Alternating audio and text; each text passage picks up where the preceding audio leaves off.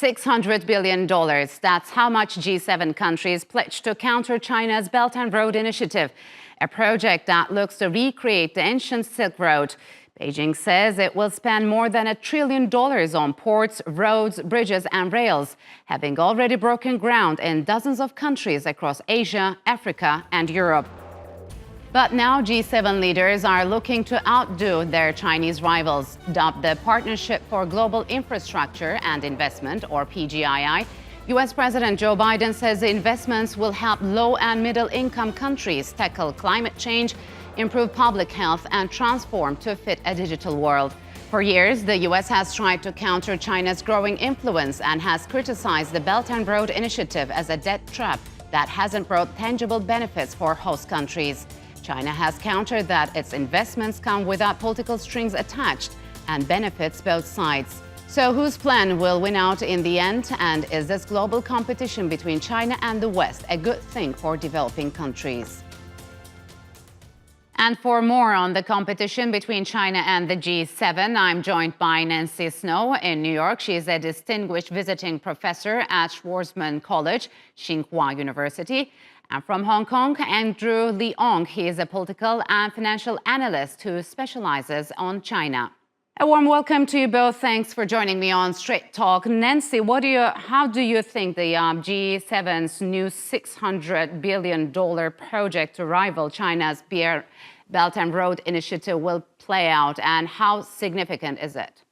It's quite significant, and some will view it in terms of a rival to the BRI. Of course, the BRI, the Belt and Road Initiative, has been around since 2013, and it's only recently, in the last few years, that the G7 countries have really put this counteroffer on the table to the developing countries. Of course, this is a rebranding project, too. We heard about this a year ago in the UK. With the emphasis on a Build Back Better global version. But this is one where there are more specifics. There is talk of a solar project in Angola. It's much bigger in terms of infrastructure. And they are very specific about the parameters, including health security, gender equity, ICT, and really investment in the global South to serve as a competitor to China. So we'll have to see where this goes forward. So, Andrew, what do you make of its timing? As Nancy just mentioned, are G7 countries a little bit late, given the fact that China's Belt and Road Initiative was launched almost 10 years ago? Well, I think that it's beginning to dawn on the United States and in fact, the other G7 U.S. allies that China's growing global influence is beginning to challenge what is believed to be the Western-led international order in various ways. But as pointed out, it's starting a little bit too little, too late, even though the sums are substantial, even though there are specific projects mentioned. And in fact, this is quite unprecedented, the kind of unity among the other 7 ally members. But compared with China's Belt and Road, it's still not quite enough, because the initiative, the G7 initiative, amounts to 600 billion. 200 billion top down from the United States, and 400 billion by the rest of the G7 members in over 5 years. Yes. Compared with China's Belt and Road, already exceeding $1 trillion, or some people even say $2 trillion US dollars, affecting over 100 countries. So, Nancy, Western countries have made promises of infrastructure investment before, but their track record has been mixed. Will they follow through this time, and do they have the necessary resources? Well, they do have the resources, and hopefully they have the will, but there are so many challenges on the table here. Let me just point out, I'm living in central New York. I'm a U.S. citizen, And I live in a part of the country that used to be the seat of manufacturing, not only in the US, but also overseas. And that was along the Erie Canal. All of that's gone. The US is not a manufacturing leader, not an export leader in many respects. So we're really starting late. And the US is really going to be the flagship here with this initiative. So what happens in the US and what happens between the US and China relations will really impact whatever projects are put forward. We also have an ongoing war in Ukraine, and that has divided the world somewhat, although there isn't as much support coming from those countries that are on the receiving end of this international development assistance. And Yes. in part, it is because they're waiting to see which will be the better alternative for them. They don't want it to be ideologically driven. And as much as the emphasis is on values-driven infrastructure, I think if you're a poor country and you're the leadership there, you just want the bridge in place, the power plant in place, and you're not as concerned about the values and the playing out this sort of contest between the China and the U.S. So, Andrew, is this type of global competition between China and the West ultimately better for some developing countries? I mean, does this competition give them more variety and leverage when working with richer countries like the US and China? Well, it's definitely better than competition on the military or over wars, either a hot war or a trade war. So I think for the developing world, obviously they would welcome more suitors, as it were. But I like to mention two different dimensions in this kind of competition. One is that the G7 model, led by the United States, as exemplified by its title, the Partnership for Global Infrastructure and Investment. Now, investment here in the Western model does include rate of return, kind of commercial economic return, whereas the China models does not always look for cash returns, because the investments in the China's Belt and Road includes investments in schools, hospitals, and long-term road projects and highways, and these have a very, very long playback time, if that, because sometimes how do you measure the return in the schools, in hospitals?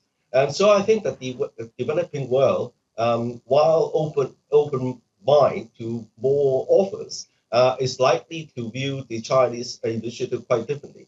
Now, another dimension I like to mention, of course, is highlighted slightly at the beginning. The G7 model does emphasize democracy, Yes.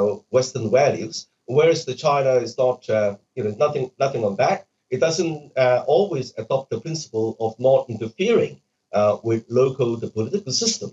So Andrew, for some countries, has that proven to be a more realistic and favorable model for investing in developing countries?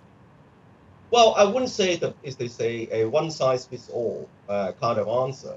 For some developing countries, they're embracing Western values, and they would like to increase their own standards. Obviously, they would welcome the Western model, or they would welcome both, actually. But for some countries, they would. Some countries are slightly worried that the acceptance of a value tied, as it were, model, and also a package which Yes. looks at a definite rate of return, and some countries may think twice. So, Nancy, would African, Asian, and European countries, which are already part of the Belt and Road Initiative, be forced to choose sides? And how would that impact European Union countries moving forward? Well, my understanding, and I've talked to a number of leaders in these countries and attended a lot of conferences, and they say they don't want to choose sides. They need help. They want to take care of their people. They want to be part of the global economy, but they want to stay out of this sort of neo-Cold War, whatever we want to call it. And the bottom line is we've really got a lot of dark years ahead. I'm ever the optimist, but we're looking at an overall downturn in the global economy. And so all of these promises that are being made now, there will be those who say, okay, what are the actions? What are you going to do? And it's very interesting that the playground now is the global South. And from what I'm hearing, they are not going to choose sides. They want efficient action. They want efficient projects. And so far, China has really delivered on that. Now, if some countries emphasize democratic values and a free society, that may play into the balance between efficiency and values. Yes. And two, there again, it's so hard to say because this is so brand new and it's in the context of high inflation, food insecurity, and a lot of challenges that many people, but especially the poor, are going to have to bear at a much greater burden. So, Andrew, Western powers have long been accusing China of creating debt traps for developing nations. How would the PGII reverse this situation and prove beneficial for locals, or would it be also the same? Well, first of all, the accusation of creating a debt trap is a bit of an overhype. According to a recent study or number of studies, some of them conducted by Johns Hopkins University, looking at the poster child of the so-called debt trap diplomacy, i.e. Sri Lanka, the Hambidota port. In fact, countries like Sri Lanka, indeed, a lot of the countries in the global south are already heavily indebted. So China is not the creation of all these debt. But I think that China has been learning about this accusations and is now in some projects, partnering with the World Bank or other Western financial institutions to really examine the debt sustainability.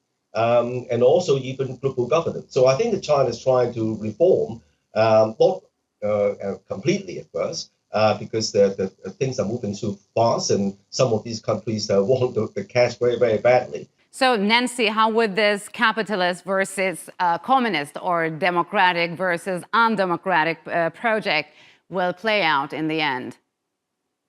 Well, I hope that what happens is that ultimately China, the US, the world will come together and resolve a lot of global commons issues that aren't taking place now. We cannot exist, we cannot survive in this model, this contest between ideologies, because we won't be able to overcome the climate problems, the food insecurity, and there is debt dependency.